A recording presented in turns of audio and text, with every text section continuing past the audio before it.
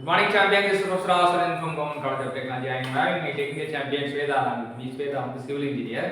Civil engineerக்கு மிக பிடித்தமான subject strength of material. Strength of மெட்டீரியல்ல மிக பிடித்தமான சப்ஜெக்ட் வந்து டாபிக் வந்து பெண்டிங் அப்படின்றது. இப்போ அவங்க நம்ம கையில வந்து ஒரு எழுதிருந்தா பெண்டிங் ஃபார்முலா எப்படி உருவாக்கப்பட்டது, பெண்டிங் ஃபார்முலா எப்படி உருவாக்கப்பட்டதுன்னு தான் நமக்கு இன்னைக்கு கத்துற போறாங்க.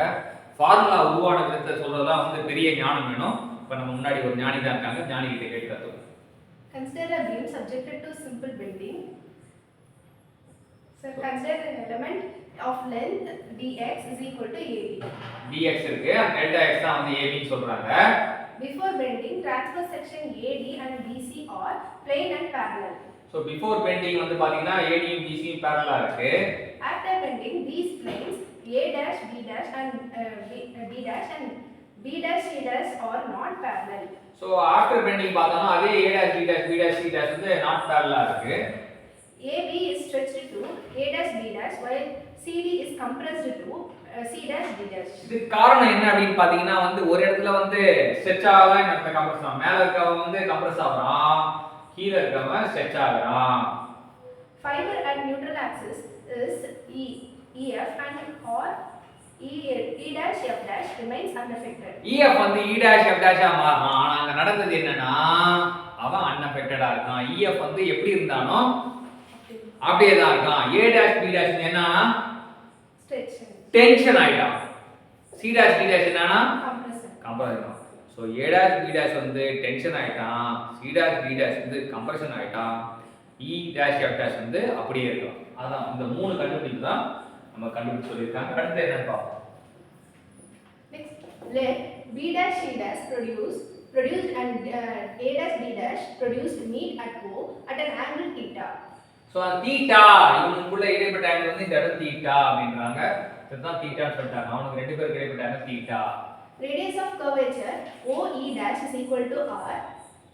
சோ இப்போ வந்து நமக்கு அந்த E dash F dash ஓட இது என்னன்னா R தீட்டா அப்படின்றாங்க. அடுத்து Consider a condition at plane at distance y from neutral surface.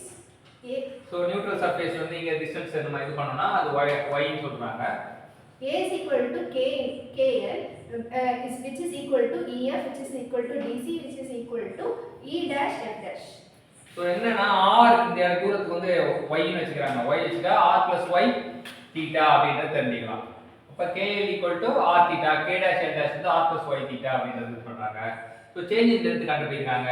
r + y + theta - r theta போட்டா r தீட்டா கேன்சல் ஆயிடும். வெறும் y தீட்டா மட்டும் வரும். ஸ்ட்ரெயின்னா டெல்டா L / L வந்து r theta, difference to y theta, அடிச்ச theta காலி ஆயிடும். அப்ப y / r.